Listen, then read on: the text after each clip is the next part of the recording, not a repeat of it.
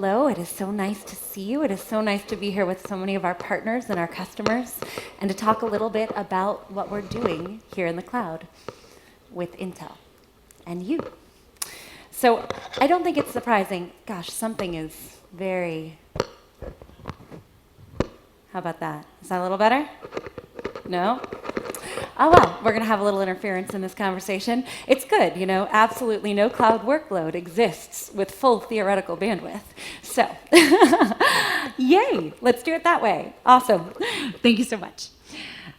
So we will hit this first topic, right, which is our cloud infrastructure. I think everybody in this room knows that the cloud is complex, that it starts, we have traditional workloads that exist that we're running bare metal and are certainly going forward into containerization, function as a service, multi-cloud, hybrid cloud strategies like my friend Samar mentioned earlier, and then obviously a public cloud growth strategy. So cloud infrastructure affects every single one of our businesses in interesting ways that we have to innovate on together. When I talk to customers, whether it's our cloud service providers directly or their end customers in our different engagements, what we hear is actually cloud services are the catalyst for business transformation.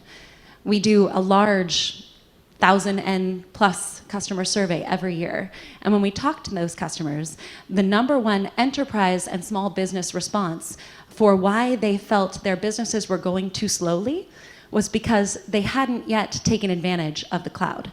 71% of them said it was because legacy infrastructure was holding them back. So they want, in the next 2 years, to move into the public cloud, to take advantage of those services. And specifically, what services are they looking for? Well, one is artificial intelligence. Everybody thinks they want to use artificial intelligence. They definitely want to understand better how to run their businesses and to do insightful things with the data they collect. But they don't quite know yet which workloads to run, how it will change their businesses. And so they're coming to the public cloud to investigate, to see if this is truly a service that will take off or not. Many of them are leveraging, so over 83% of our enterprise customers expect to come to the public cloud within the next 2 years. And they are viewing 41% of their workloads as needing the public cloud, wanting to use the public cloud. Now that's interesting because it speaks to exactly what Samar was saying earlier, which is 60% or so of their workloads are going to stay on premise where they have the ability to really understand, optimize, and ensure the long tail of their workloads are effectively addressed. And that is where the work that we're doing in conjunction with teams like Richard's at QCT, Quanta, helps us scale for our customers the effective performance they can get in their on-prem footprint. So when we talk to our customers about the scale challenge, the cloud computing technology challenges, it's about scaling up cores. We never hear about a node level performance conversation. It's that synergistic relationship between compute, network, and storage that actually helps our customers solve their real problems. And that is a scale up problem. More cores, more bandwidth, more capacity, whether memory or storage, to solve their problems. It's also about reducing latency. We can say latency here as latency on every I/O bus on that node, but it's also the latency to the edge. It's the end user experience. And Lynn, I think, hit on this very well earlier today, talking about when we start looking at visual cloud workloads, what are those challenges? It's actually most of the cost in backhaul bandwidth of the network. And so that is why they want to do more of that computing on the edge. Another is increasing VM density. There's a lot of workloads where you just need to get more users on the system to be more effective. The other two that come up every single time is maximizing the performance per rack for your workloads. So again, to the comments from my partner and colleague, Richard, earlier, we have to do our work together as vendors and as customers to help the end user experience be better. And performance for the investment made, right? As we are investing more to do more services for our end users, we need to make sure that they actually are getting the full performance available so that they can get more revenue per user. So how is Intel helping and trying to drive new solutions across compute, storage, and network? Well, a major area of innovation for us is around memory and storage paradigms, literally shifting the paradigm. So we've talked a lot about Optane DC persistent memory. This is an area where we have seen with k-means, with a number of workloads from Spark, Redis, how we can deliver more performance to our users by just not sharding the database over the network, having more available capacity for you to do your workloads at scale. And that's incredibly exciting for us. You may wonder why we are also bringing out at this time of new memory, dual-ported SSDs. Well, the truth is, memory is not serviceable in the fleet, so there are reasons to have SSDs that are dual-ported so that you can have 5 or 6 nines of availability and reliability in your systems. So we will continue to ensure that we are creating reliable systems that can be serviceable in fleet for the parts of the workloads that absolutely need that, and ones that give you much better performance by having a larger coherent footprint.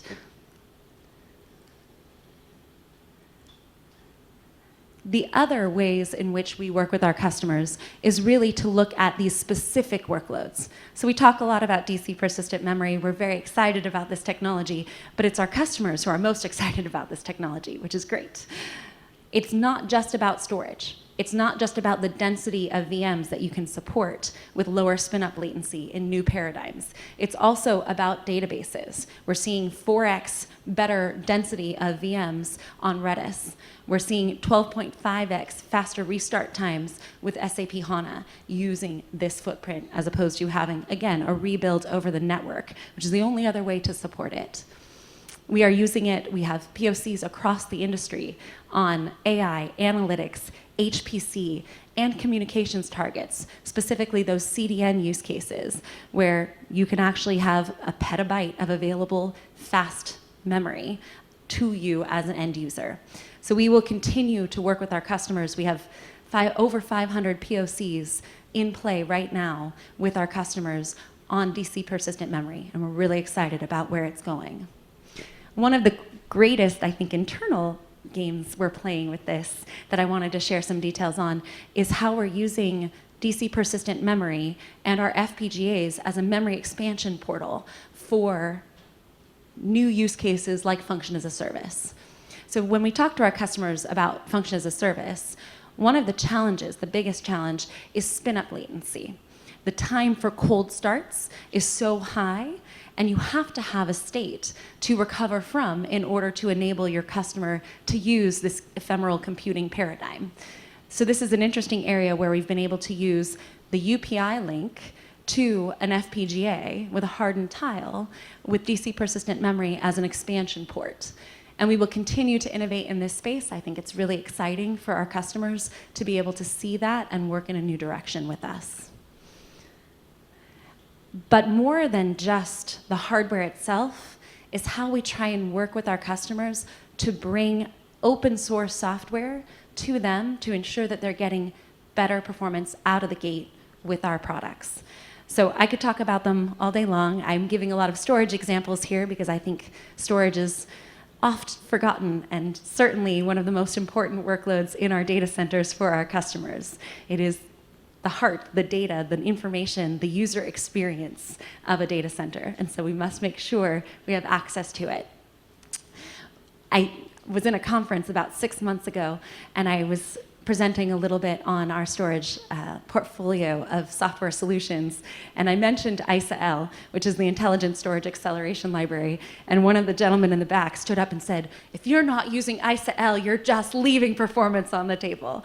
And I hope that you all feel that way if you get the chance to use ISA-L. It is, in fact, one of the best sort of free open source solutions we can put out in the market. It's optimized algorithms for storage applications, erasure coding, data protection, integrity checking, compression, hashtags, encryption, and we see customers using it in new ways every day. It goes far beyond the storage domain. It is absolutely for a fast path for compression, and we're constantly optimizing to make sure it's better. We also use it in Ceph, for example, another open source program and project to accelerate erasure encoding there whenever you have a Xeon processor present. We also have put out the storage performance development kit and the persistent memory development kit. And in fact, I was at SNIA yesterday doing a sprint with our customers using PMDK to help accelerate more applications in the market. We've also introduced the cache acceleration software solution to help ensure we're accelerating caching structures with SSDs across the data center. And we are evolving the entire portfolio together. So we are working on new solutions within our networking products, our 800 series Ethernet adapter that we just introduced, and our SSDs, both traditional 3D NAND SSDs as well as Optane-based SSDs. We're creating a paradigm with a software stack that is open to help customers get more out of not just compute, but storage and network together. And it is partnerships like our partnership with Quanta that helps us enable that our customers get that experience. So another really cool project that we've been able to work on from the platform side is DAOS. And DAOS really was designed with HPC in mind, but in a cloud environment. So the distributed asynchronous object storage solution, it's an open source software-defined object store solution that's designed for massively distributed non-volatile memory. What DAOS does is it takes advantage of storage class memory by default and NVMe by default, presenting a key value store paradigm, which is totally different than anything else that is out there on the market today. It's free, it's open source. It was designed for the Argonne National Lab engagement that we have coming in 21. And this was the first step in really solving storage problems and networking problems for the new kind of AI workloads and HPC workloads coming to market. It is transactional, non-blocking I/O, advanced data protection. It's self-healing on top of commodity hardware. And it's end-to-end. It provides data integrity and fine-grained data control to end application users so that they can optimize performance and cost. So we're really excited about this. It actually was announced at the PMDK Summit in June of this year. And we continue to work more with our partners across the market so that they can take advantage of storage class memory and NVMe.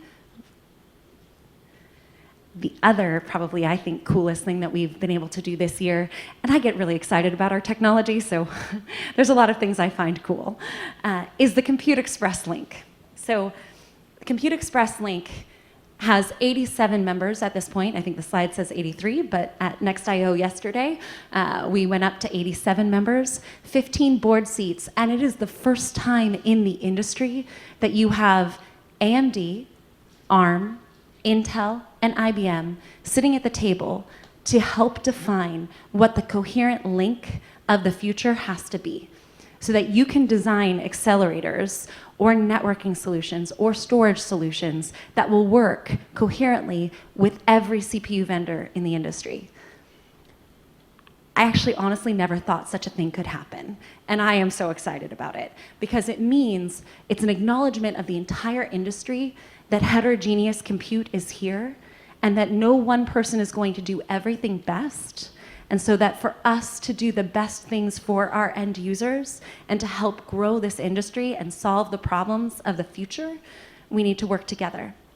And anyway, I get very excited. It's a great thing for us to have as an industry, and it's an area where it's going to be critical that we have key partners like Quanta involved in the conversation. We need to build those systems. They're going to be hard.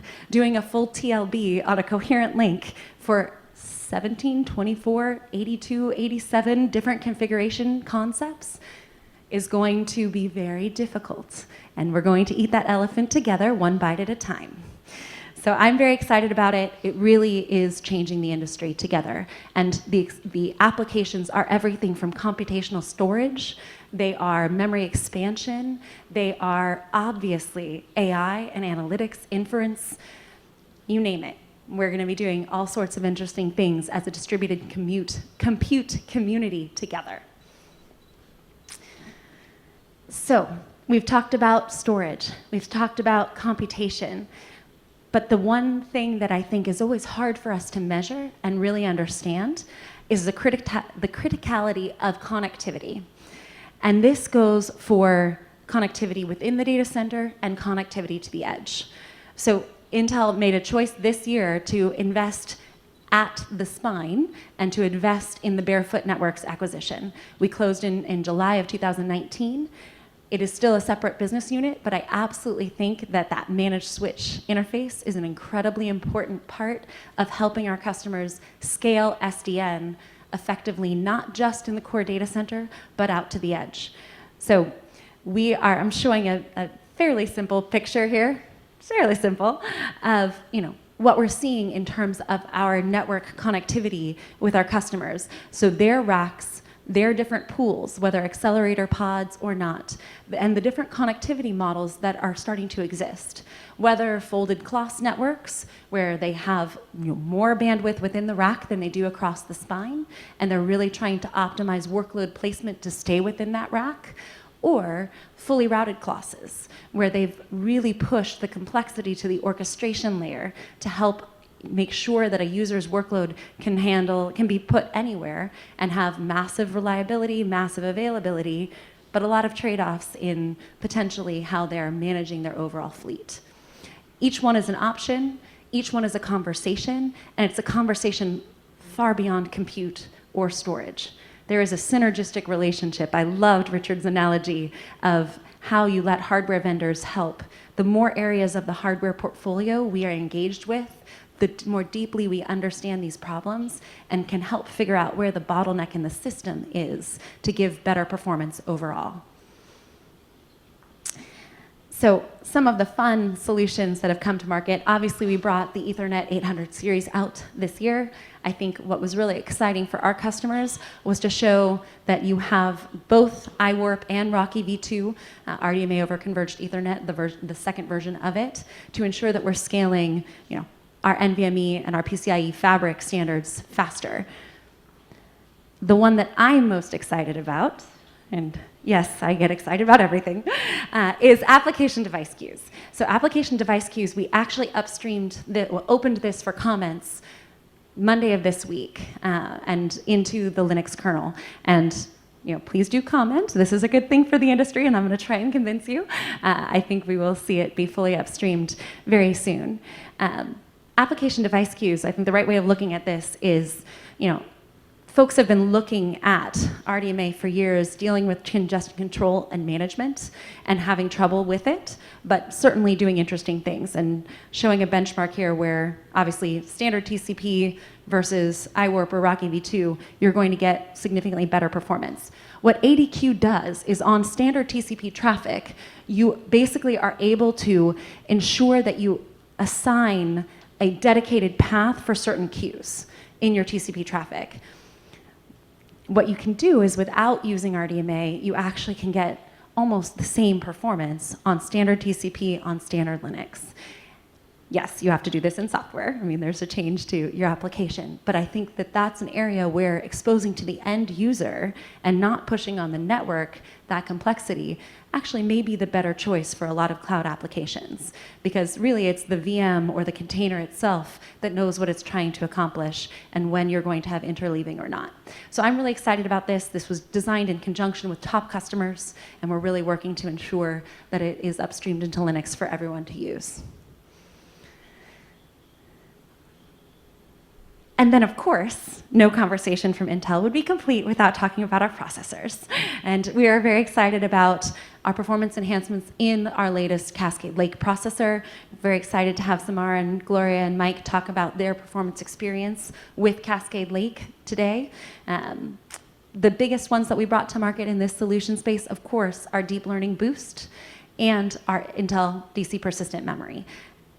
And I've spoken a lot about DC persistent memory, so instead I'll speak about some of the areas of AI, analytics, Hadoop, K-means, where we're bringing out 7.4x performance improvements on this. This is an AMI-based TensorFlow design, showing what we're doing and to deliver better performance. But it's not just affecting us within AI. I think that's an area where folks are kind of used to hearing us talk a little bit about our vector solutions. But AVX, you might ask me, why do floating point operations matter in storage? And that's a very good question. They don't. But AVX 512 also supports high-speed, high-bandwidth vector pipeline integer operations. And those integer operations are used in storage systems all the time.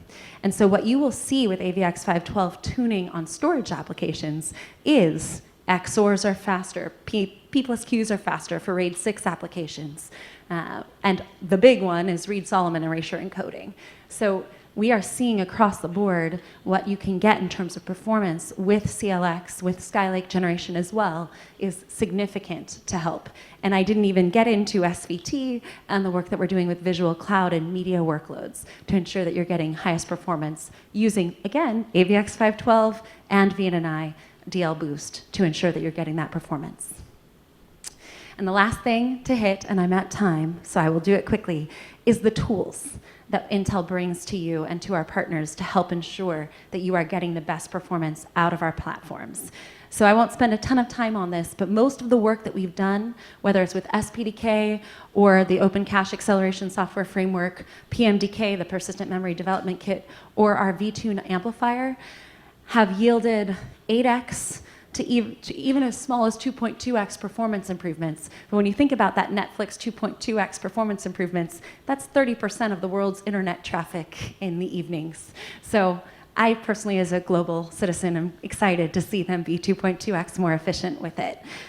These solutions are because when we introduced the Intel vTune Amplifier Edition, you can see not just your performance on the CPU, but across the node. You can see DC persistent memory, you can see storage applications, whether our SSDs or others. And I think that's really important to help give better insights into how you are running your solutions at scale. Okay. I won't spend any more time on things that our customers talk to us about, but there are many and manifold, and we are so excited to work with key partners like Quanta to help solve those problems, and everybody else in this room.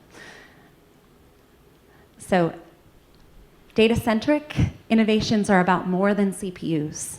They are about the entire spectrum. Of course, at the heart are CPUs, but Optane DC persistent memory, our Ethernet solutions, our SmartNIC solutions, solid-state drives, you name it. We will continue to bring out innovations across the spectrum to solve the system-level problems because it's more than just compute these days. So thank you so much. It's so nice to meet you all.